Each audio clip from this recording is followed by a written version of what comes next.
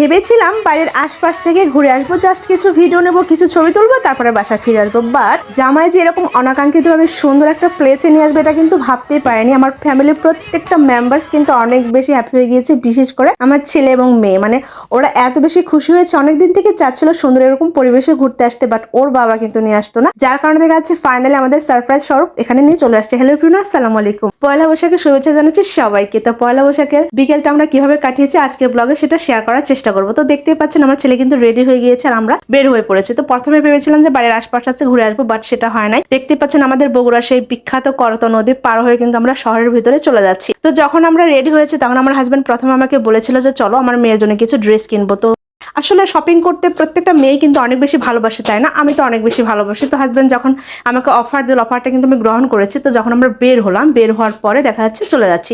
প্রথমে কিন্তু এরকম ইচ্ছা ছিল আমরা শপিং করতে যাচ্ছি। তো রাস্তা দিয়ে যখন যাচ্ছি তখন রাস্তা দিয়ে যখন যাচ্ছিলাম কত কাপলদের যে দেখতে পাচ্ছিলাম, কত সুন্দর সুন্দর মেয়েরা, কিউট কিউট মেয়েরা ঘুরে বেড়াচ্ছে। তো ওদের দেখি কিন্তু আজ থেকে প্রায় 10-11 বছর আগে কথা মনে পড়ে গিয়েছে। তো তখন আমি অনার্সে পড়তাম, তখন 2014 সাল। তো এরকম ম্যাচিং শাড়ি কিনেছিলাম, মানে শাড়ির সাথে যা যা লাগে আর কি, মোটামুটি সমস্ত কিছু কিনেছিলাম এবং বান্ধবীর সাথে ফ্রেন্ডদের সাথে কিন্তু ঘুরে বেরিয়েছি। এত এত মজা করেছি তখন। বাট বিয়ের পর থেকে কিন্তু শুরু করে কিন্তু কখনো পয়লা বৈশাখ ওরকম ভাবে উদযাপন করা হয় না। আমার হাজবেন্ড আসলে এগুলো পছন্দ করে না। তো সকালে একটা মজার ঘটনা ঘটেছে, সে আমাকে বলেছে কি, শোনো পান্তা ভাত নিয়ে কিন্তু আমি একটা পান্তা ভাত বিরোধী একটা পোস্ট দিয়েছি ফেসবুকে, তুমি কি দেখেছো? তো আমি বললাম যে আমার এত সময় নেই। তখন আমার হাজবেন্ড আমাকে বলতেছে কি, তোমার যখন সময় নেই তাহলে তোমাকে আমি ফেসবুক থেকে ব্লক করে দেবো। তখন আমি হাসতে হাসতে বললাম আচ্ছা ঠিক আছে, তোমার মতো একটা ফ্রেন্ড আমার রাখার দরকার। তো সেরকম মানুষকে বলেন আমি বলতে পারি যে পয়লা বৈশাখে চলো ঘুরতে যাই, সে বললে কিন্তু সে ঘুরতে যাবে না। তারপরে দেখা যাচ্ছে একটু সাহস করে বলে ফেললাম যে দেখো ঈদের মধ্যে তো কোথাও একটা যাওয়া হয় না, বাপের বাড়িতে যেতে পারিনি, কোথাও যেতে পারিনি, আজকে অন্তত কোথাও একটা ঘুরতে নিয়ে চলো, আশেপাশে কোথাও যাই। বাট আমার হাজবেন্ড যে মনে মনে এরকম প্ল্যান করে রাখছে আমি ভাবতে পারিনি। যখন আমরা শহরের ভেতর ঢুকেছি, তো শহরের হচ্ছে আমাদের বগুড়া শহরের পৌর পার্ক আছে, সেখানে বিশাল একটা বৈশাখী মেলা বসেছে, আমাদের চোখের সামনে পড়ে গিয়েছে। আমার হাজবেন্ড তো বললো যে ঠিক আছে চলো মেলার ভিতরে চলে যাই, অনেক ভালো লাগবে। এখানে এসে সত্যি অনেক বেশি তাজ্জব বনে গেছে, এত এত মানুষের ভিড় ছিল, বিশেষ করে বাচ্চারা ছিল আর বাচ্চাদের অনেক বেশি রাইড ছিল। এখানে তো কোনো রকম টিকিট সিস্টেম নেই, বুঝতেই পারছেন। টিকিট ছাড়া কিন্তু বাচ্চারা ইচ্ছা মতো আনন্দ করতেছিল। আর আমার ছেলে সুন্নাতের পর দেখা যাচ্ছে আর পার্কে যাওয়া পড়ে নাই, যার কারণে দেখা যাচ্ছে যে আমার ছেলে অসুস্থ। তো এখানে আসার পর আমার ছেলে এত বেশি এক্সাইটেড হয়ে গেছে, খুশিতে একদম আত্মহারা। এদিকে কিন্তু আমার মেয়ে ঘুমাচ্ছিল, ওর বাবার কোলে ছিল। আর বাচ্চা নিয়ে একটু ঘোরাফেরা কষ্ট হলো, দেখা যাচ্ছে যে কোনো সমস্যা নেই, ওর একবার ওর বাবা নিচ্ছে, একবার আমি নিচ্ছি, এভাবে করে কিন্তু ঘুরতেছি। মাশাআল্লাহ আমার ছেলে মেয়ে কিন্তু অনেক বেশি এনজয় করতেছে, সেটা তো আপনারা দেখতেই পাচ্ছেন, অনেক খুশি হয়েছে দুজনে। তো এখানে আসার পর দেখা যাচ্ছে একটু ছবি টবি যে তুলবো সেটা তোলার মতন কোনো জো হচ্ছিল না, কারণ আমি একদম কন্টিনিউয়াসলি ভিডিও করে যাচ্ছিলাম। কারণ সুন্দর সুন্দর পরিবেশে যখন আমি যাই সবসময় চেষ্টা করি অনেক বেশি ভিডিও করে নিয়ে আসতে। আর একটা না ভিডিও করি না, আমি কিন্তু ছোট ছোট আকারে ভিডিও করি, যাতে করে কিন্তু ওই সব ভিডিও দিয়ে কিন্তু আমি রিলস ভিডিও আপলোড করতে পারি। অনেকেই মনে করেন যে একটা না ভিডিও শুরু করেন একবার 3-4 মিনিটে বা 10 মিনিট ধরে ভিডিও করেন, এভাবে করবেন না কখনোই। সবসময় চেষ্টা করবেন যে ছোট ছোট ভিডিও করার জন্য, এতে করে কিন্তু আপনি যদি 5টা ভিডিও করেন 5টা রিলস ভিডিও কিন্তু দিতে পারবেন পেজে, ঠিক আছে? এরকম টেকনিক পালন করে করে কিন্তু আপনারা ভিডিও করবেন, কারণ সুন্দর পরিবেশে কিন্তু সবসময় আমাদের যাওয়া পড়ে না, তাই না? তো দেখা যাচ্ছে সুন্দর পরিবেশ আমরা যখন যাবো তখন ইচ্ছাকৃতভাবে কিন্তু অনেকগুলো ভিডিও করে নিয়ে চলে আসবো। ভিডিও করতে করতে অনেকগুলো ছবিও তুলে নিয়েছি, তবে ফ্যামিলি ফটো ভাবে করে তোলা হয় না। এখানে এসে দেখতে পাচ্ছি অনেক মানুষ সুন্দর সুন্দর ফটো তুলতেছিল, এই পরিবেশটা আমার কাছে অনেক বেশি ভালো লেগেছে।